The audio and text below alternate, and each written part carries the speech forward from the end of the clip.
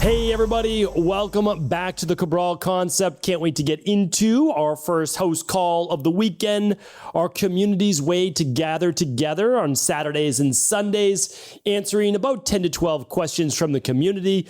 If you want to follow along with today's questions, feel free to do so at stephencabral.com/3326. While you're over there, pick up a copy for yourself if you don't already have one, or for a loved one, a copy of The Rain Barrel Effect. It is truly free. I pay for the printing of that book myself, and you just pay for the shipping, and that is all over the United States. We're looking into how to ship it internationally. We just don't have the ability tied into the software quite yet, like we do over at Equal Life. 27 countries it ships to at stephencabral.com/shop. So if you are international, you can get a copy there. That is the book, The Rain Barrel Effect. It literally explains how people get sick, myself included, and then how we all get well and how to figure out how to do this for yourself as well. All right, well, let's get into your questions right now. I just opened up the document, gave myself a 30 seconds there of an intro to be able to open it for all of us to start to go through. As I said, no prep is done ahead of time. Just the prep as in from 1996 on, working with many wellness-based clients, and obviously myself as well, with the help of many great mentors. All right, let's dive in. First questions from Abby. Abby says, "Hi, Dr. Brawl. I've listened to several of your podcasts on saunas. If you had to pick one for your home, would it be a dry finish sauna or an infrared sauna based on the health benefits? I know the dry saunas have been around forever, and there are hundreds of studies on their benefits, whereas there doesn't seem to be as many on the infrared saunas. Thanks." Okay, yeah, happy to answer this question. And it's a tough one because I have a barrel sauna that I built. Now, I built it from a kit, so I don't want to pretend like I'm a carpenter, a master carpenter, but I built it from a kit with one of my brothers and one of my brother-in-laws, and it was amazing. It was a perfect no, but it came out great. And then we had to have an electrician tie in the heater, but it's amazing. And I love that barrel sauna. I can use it outside, even in the winter, and it's fantastic. So I'm a huge fan of the dry finish barrel saunas. However, if you're looking for the greatest health benefits in terms of detoxification and overall like heat penetration of the body, the infrared sauna does win. So can you go wrong with either one of those? The answer is no. If you had to pick one, and I could only pick one, it would be an infrared sauna. And I love, obviously, if you can go for the higher end ones, which is like a wooden enclosure, no glues, glass door. The new one that I have goes up to 170 degrees. You can see that at stephencabral.com/resources for the high end infrared one. And the nice thing with that one is if you want to turn off the infrared, you can. So yeah, it's a great sauna, but you can't go wrong with the sauna. You can go wrong if you buy a cheap one that off gases a lot of VOCs, volatile organic compounds. That's not good. But all the ones I recommend, whether it's the Thera 360 or it is the higher dose infrared, or it is the finish sauna. Again, all of those are at stephencabral.com/resources. They're all great. You really can't go wrong. Just use a sauna 4 to 5 times a week for 20 to 30 minutes. Oh, I'm telling you right now, one of the top 5 things you can do for your health. All right, Elsa's up next. Elsa says, "Hi, Dr. Brawl. Just finished my first ever 7-day detox and ready to get some tests done." Amazing, Elsa. Congratulations on your first functional medicine detox. Elsa says, "I'm 58 years old, work out regularly, and eat a relatively healthy diet. I was diagnosed with hypothyroidism many years ago, and I'm taking NP thyroid at the present time. 3.5 years ago, I was surprised by a heart attack, which led to the replacement of several stents on my LAD. This made me focus on my health and trying to find out what the underlying root causes were, although the explanations I got was that it was all genetic." Okay, yeah, that is the typical explanation of someone who does not look at underlying root causes. "Of course, cardiologist wants me to take statins, aspirin, and blood thinners for life, which I'm not willing to do. My question is about blood thinners and aspirin. Could something like proteolytic enzymes combined with omega-3s work in a similar way?" All right, well, so again, let's kind of be fair. Cardiologist, your doctor, after you have a heart attack, they have to prescribe those things. If they don't, they're liable, right? So Just for anybody who's not as familiar, the LAD is the left anterior descending artery. So just talking about when you put a stent in, you open up that artery so the blood can flow again. Okay. So again, I can't give you, so let me give my disclaimer. I can't give any medical advice, medical treatment plans, medical cures, medical diagnosis. Now get this. I only share this with my audience. It doesn't mean it, no big deal to me. But I have to say these things, especially for YouTube. And if you're not following along on YouTube, I highly recommend doing so. Literally share a new video there every single day. And we'll be sharing some interesting things later this year, more day in the life type things as well, where I share my different routines that I use with clients, myself, etc. So definitely follow along. It's just my name, Stephen Cabral on YouTube. You'll be able to find it. So anyway, I'll share the YouTube story another time. It's not even worth it right now. Let's stick to your questions. Okay. So again, no medical advice, but proteolytic enzymes, amazing. Omega-3s, amazing. Vitamin D3 and K2, amazing. Other thing that you might not be thinking about is actually vitamin E. So there is a mix of tocotrienols, there's 4, and there's 4 tocopherols. So we can actually get as the family of 8. Now, of course, Ecolife is a functional medicine company. That's why these are tried and true formulated products. So there's all 8 in that. That's a great way to get those. So I recommend the whole family of vitamin E. If you're going to err on the side of something, it's going to be more of the gamma tocotrienols, and that helps. It actually acts a little bit as a blood thinner, and so does cayenne pepper, by the way. So does garlic, but you want to balance that as well. You don't want your blood to be too thin, of course. So yeah, hopefully that's helpful. Again, I can't give any medical advice, but if you're asking me like what things help to thin the blood, I just named a couple right there. What goes in and eats up the fibrin?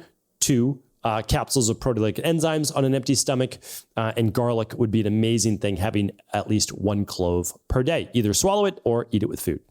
All right, Morgan is up next. Morgan says, "Hi, Dr. Ball.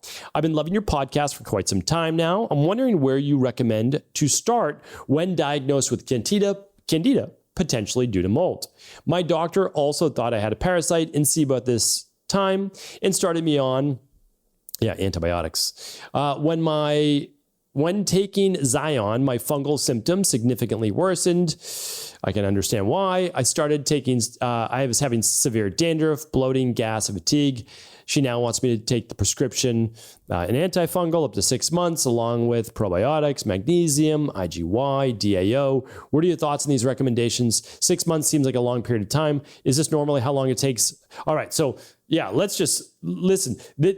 I've seen well over 10,000 clients like just for gut issues. And this is never the answer, but this is the toolbox of the allopathic medical community. Oh, I just caused more damage by giving you antibiotics for SIBO. That's not how you fix SIBO. It makes sense, right? You have a small intestinal bacterial overgrowth. So you give antibiotics. Why? Because it kills the bacteria. Then what happens? Oh, there's more space in your intestines. So then what happens? Well, then the Candida begins to overgrow. Oh, well, that's a problem. So then what do we need to do? Now we need to put you on an antifungal, right? It's like, no, this is allopathic medicine, in my opinion, creates as many issues with medication as they mask symptoms. It is an absolute travesty. And eventually, the drugs they give people are so strong, they start to cause liver issues and kidney issues and ultimately lead to people's demise without them even knowing it, because these are side effects of the drugs. Anyway, I'm going to pause there for a moment. So I don't recommend, again, I can't give you any medical advice. I'm not going against your doctor. This is what we do. We run the big 3 gut labs, the food sensitivity test, the Candida metabolic and vitamins test, and the bacteria and parasite stool test. Then we know for sure, because they thought you had a parasite, but they didn't know, right? So we test for parasites. We test for bacterial overgrowth. We test for yeast Candida overgrowth.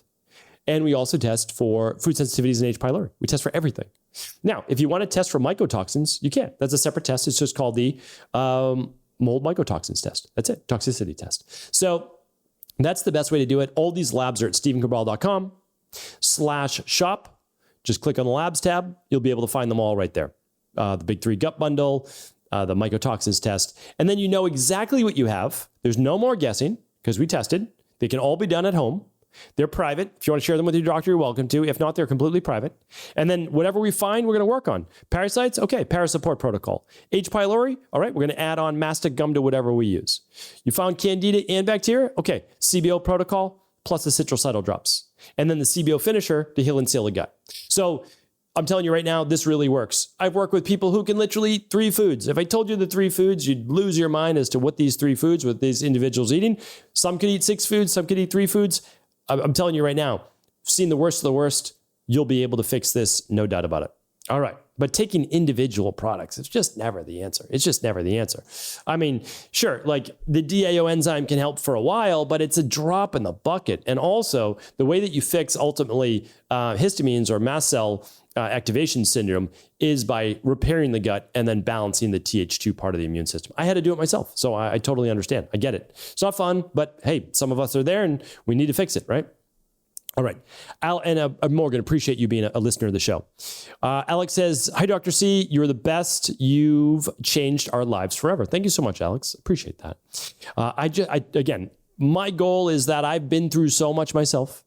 And so many of the clients that I've seen in my practice, now we've helped well over 300,000 people. My goal is just to share what we've seen, just because we have one of the largest data archives of people who are not well and then helping them get well, right? That's the big thing. Okay. Alex says, can you give us your opinion on thermograms for detecting health issues, cancer, et cetera, compared to Pronovo scans? Thank you from the bottom of our hearts. Yeah, it's a great question. So yes. So best way would be palpation, right? Palpating an organ or area to see if there might be lumps, like on your testicles or breasts, like you can actually palpate. Is there lumps? Okay. That's like kind of first best. Second best is so that's not first best. Sorry, that we'll go from not as great to best. All right. So not as great is palpation, but still good, right? Like still something good. We want to be able to check for lumps, like around the thyroid, whatever we can palpate, we're going to palpate. Okay. And I did that in my in-person practice for many, many years. All right. Next up, thermograms, thermography. Excellent, right? You can find basically, instead of hot spots, you can find cold spots. You can find areas of circulation that are not as great. And that would be an area for concern. And if you find an area of concern, then maybe you're going to do an MRI, which is really the gold standard. Now, people always say, why are you recommending MRIs, gut radiation? We're recommending non-contrast, non-radioactive MRIs. So the Pronovo or the Simon 1 are great to use. Why do I recommend the Pronovo? Again, these companies don't pay me money to do this. I recommend Pronovo because you're walking into like a boutique, like a spa. It doesn't feel like you're going in for a medical exam. And the service is, I've done both. The service is unbelievable. And your results are easier to read as well. So anyway, Pronovo is the best. It really is. Yeah, they're the best. And again, they're not paying me to say this. So they are the top, and I do it once a year. When my parents came down to visit, I had them both do it. I got them in. And since it is so popular now, most of these Pronovos don't just have one MRI anymore. They've got 3. So it's less waiting time and all that, which is great. It used to be months you'd be on a wait list. Okay, so that's that. But again, palpation, great. Thermography, even better. Non-contrast MRI, the best. And that's the nice thing too, especially for women with dense breasts who, I don't want to do a mammogram because of all the radiation from the mammogram. They can do this. They can do a full body MRI. All right. But again, non-medical advice. Alex, looks like another Alex. Oh no, the same Alex is up next. All right. Alex says, can you please do an entire podcast on POTS? Symptomatology, root causes, how to fix it, how to help with symptoms while fixing. So many people I know have it and don't have any answers. It would be great to be able to send them to one podcast instead of piecing together house call questions. Yeah, I can definitely do that. Yeah, 100%. I can do that. So the house calls do have all the answers, just to let you know. It's like many people have written in before. I've talked about this. POTS is not one answer. So someone telling you just need to increase sodium, that's not true. Why did you dump sodium in the first place, right? You got to fix the HPA axis. All right, why was the HPA axis off in the adrenals and aldosterone?